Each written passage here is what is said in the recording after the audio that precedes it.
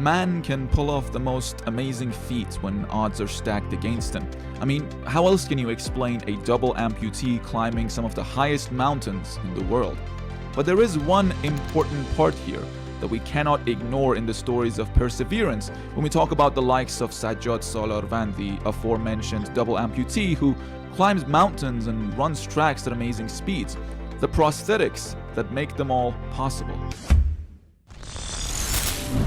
There's lots of different types of prosthetics and many different companies that make them. And in this episode of the program, we're going to be showing you one carbon prosthetic foot that is changing the game for its users. Hi, I'm Ali Reza Ekhtiyarzadeh and you're watching Iran Tech. And before we get deep into this prosthetic foot, there's someone I want to introduce to you.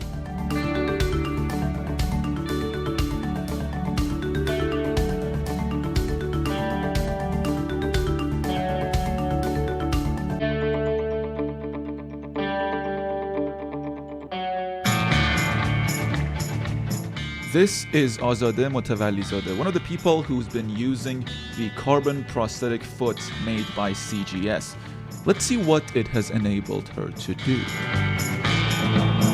So I'm here with the person that just pulled off that amazing climb, Azadeh Motawallizadeh, and I had some questions from her. Azadeh, what was the cause of your amputation? من دچار بیماری لوپوس هستم، یه بیماری خودایمنی که حمله میکنه به دستگاه‌های بدن.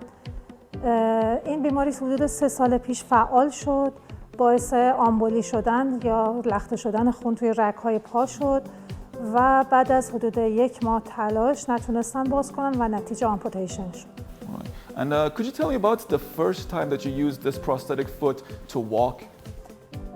برای بار اول خب نمیتونستم اعتماد کنم، از تخت اومدم پایین، پروتز رو پام کردم. تخت رو گرفتم، شک داشتم که میتونم باهاش راه برم، آیا میخورم زمین، آیا میتونم باهاش راه برم. قدم اول برداشتم، دیدم که میشه بهش اعتماد کرد و قدم‌های بعدی و اون روز من تا شب داشتم راه میرفتم. So it took you one night to get used to walking with this new foot. من حدود یه روز کامل با پروتز راه رفتم، همون روز تا شب و راحت بودم باهاش. Okay. And how long did it take for you to adjust to this new way of walking? من از همون روز خب خیلی راحت بودم، راه رفتم، از فردا شروع کردم، تمرینامو بیشتر کردم، پارک میرفتم، قدم میزدم، سعی میکردم سربالایی‌ها رو شروع کنم، سراشیبی‌ها رو شروع کنم و حدود 1 ماه بیشتر طول نکشید که من اولین کوه رو با پروتز تجربه کردم. That's amazing. And why did you pick this particular model over the other ones that are there in the market? من از همون اول پنجه‌های CGS روی پروتزم نصب شد و با این پنجه خیلی راحت بودم. انعطاف پای معمولی رو داره، میشه باهاش خیلی کارا کرد، باهاش تناب میزنم، باهاش کوه میرم، باهاش سنگ‌نوردی میکنم.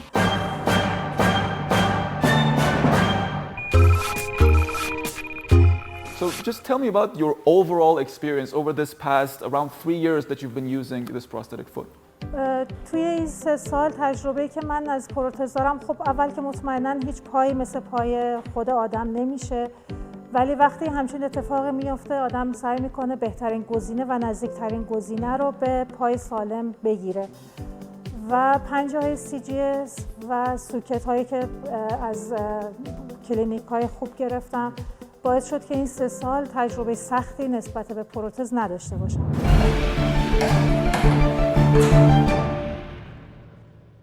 و باهاش خیلی راحت بودم، کوه رفتم، باشگاه میرم، سنگ‌نوردی میکنم و خیلی فعالیت‌های دیگه. All right, thank you very much for sharing your experience with me.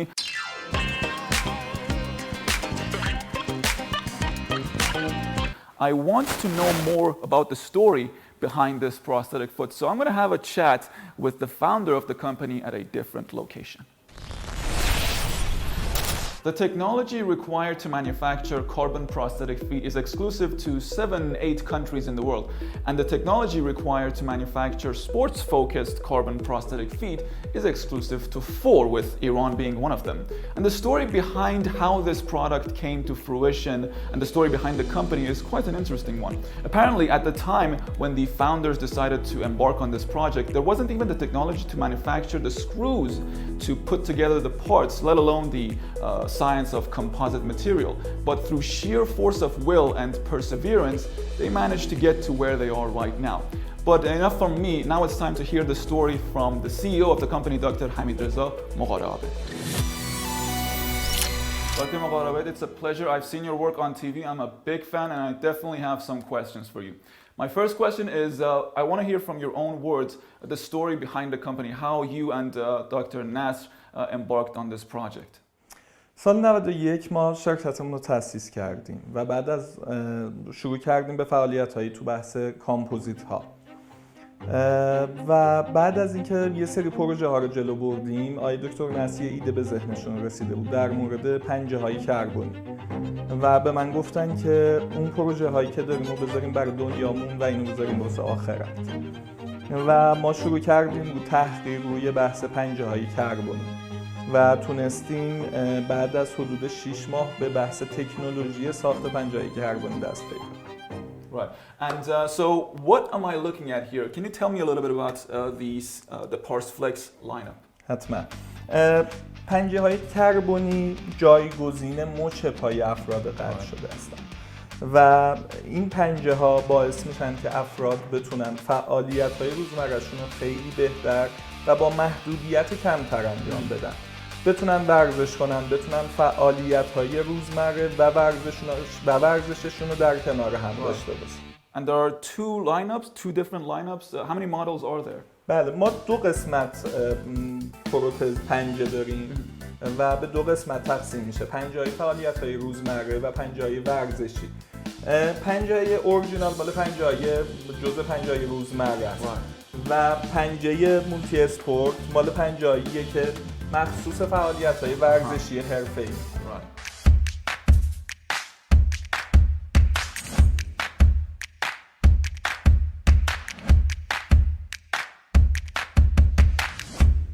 Okay, and how do they compare with their foreign counterparts? اتفاق خیلی خوبی که افتاد و اتفاق خیلی خاصی که شاید تو دنیا نظیر نداشته باشه این بود که کشورهای خارجی وقتی می‌خواستن برای بیمارشون پنجه‌ای تجویز کنن، پنجه‌ای رو مخصوص فعالیت‌های روزمرهشون تجویز می‌کردن و پنجه‌ای رو میگفتن این مخصوص کوهنوردیه، یعنی اون بیمار مجبور بود 2 بار هزینه کنه. ولی الان تو پنجه اورجینال فعالیت‌های روزمره‌شو انجام میده، کوه هم باهاش میره، صخره نوردی هم میتونه. Right, okay. And I know that you hold this entire project very near and dear to your heart. Why is that? یکی از مسائلی که واقعا انرژی بخشه به من و منشأ انرژی ارتباط با افراد آمپوته است. وقتی که من تو مسیر سخت تولید واقعا بعضی وقتا انرژی میاد پایین، در ارتباط با افراد آمپوته انرژی میاد بالا و موفقیتاشون رو که میبینم خودش انگیزه‌ای برای ادامه مسیر و توسعه این بحث پنجه ها.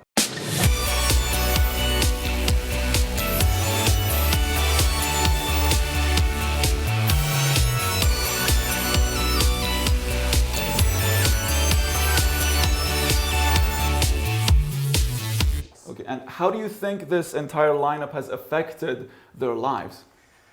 سازمان بهداشت جهانی یه تعریفی در مورد پروتز داره. میگه که پروتز باید 3 تا وظیفه اصلی داره. یکی این که شخص قطع پا رو برگردونه به جامعه. یکی این که بتونه استقلال رو به اون شخص برگردونه و سومین مورد این که بتونه محدودیت‌های حرکتش رو به شدت کاهش بده. با پنجه‌های کربنی هر 3 این وظایف به خوبی میشه انجام بشه و باعث میشه که شخص بتونه از وقتی افراد قطع عضو دچار این مشکل میشن، اولین عارضه‌ای که براشون پیش میاد اینه که دچار افسردگی میشن. وقتی این پنجه رو استفاده میکنن برمیگردن به جامعه، میتونن کوه برن، هم روحیه خودشون برمیگرده و هم خانواده‌اش.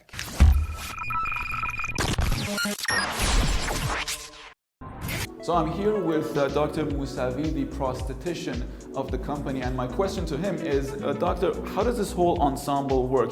How do these different parts, the sockets, the prosthetic foot and the foot cover connect, and what makes for a good prosthetic? ببینید یه پروتز خوب پروتزیه که بر اساس شرایط شخص قالب‌گیری شده باشه و ساخته شده باشه و قطعات بر اساس شرایط شخص انتخاب شده باشه. سوکت داره پروتز، اتصالات و پنجه کربنی. پروتزی خوبه که همه قطعات خوب باشه بر اساس شخص. سوکت یکی از مهمترین اجزای پروتزه که باید خیلی راحت باشه شخص. ولی هر چقدر شخص تو سوکت راحت باشه ولی پنجه مناسبی نداشته باشه، قطعا شخص نمیتونه خیلی خوب راه بره. سوکت توسط پروتزیست قالب‌گیری میشه و ساخته میشه و اتصالات و پنجه. البته این توضیحی که دادم مال پروتزهای زیر زانو هست و پروتزهای بالا زانو احتیاج به مفصل زانو داره. پنجه کربنی چون انعطاف داره به همه جهات، هم داخل، خارج، جلو و عقب، انرژی استوره و خودش تو خودش حین راه رفتن ذخیره کننده انرژی و راحت میتونه در واقع انرژی رو حین راه رفتن به شخص برگردونه، باعث خستگی کمتر شخص میشه و خیلی خیلی راحت‌تر و روونتر و طبیعی‌تر شخص میتونه راه بره باهاش.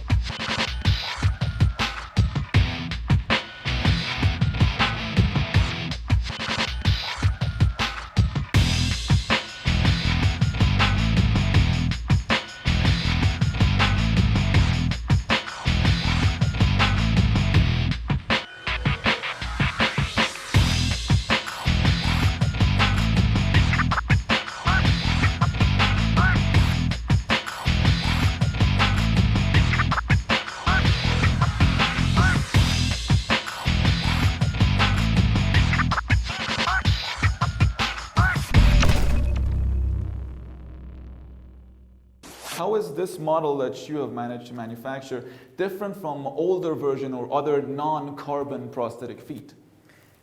پنجه‌های کربنی تفاوتی که با پنجه‌های نسل قدیمش داره اینه که پنجه‌های کربنی عملکرد شبیه به مچ پا رو سعی میکنه انجام بده و انعطاف داره. پنجه‌های نسل قدیم پنجه‌ای بود که انعطاف نداشت روی مچ پا و اگه بخوام مثال بزنم مثل وقتی راه میره افراد با نسل قدیم، پنجه‌های نسل قدیم مثل افرادی که پای سالمشون رو گچ گرفتن. Right, okay. مثل اونا راه میره. It limits their movement quite a bit. ولی با پنجه‌های کربنی شبیه به افراد سالم. So it like flexes when you're moving? به خاطر انعطافش میتونن خیلی راحت و محدودیت‌های حرکتشون کم. Okay, and how is this whole system different for the versions that you've made for running? تفاوتش با پروتزهای رانینگ اینه که اونا بستگی داره که چه نوع پنجه‌ای بخواد استفاده بشه. طراحی سوکتش متفاوت خواهد بود و انعطاف تو بحث‌های ورزشی به مراتب بالاتر از انعطاف تو پنجه‌های فعالیت‌های روزمره.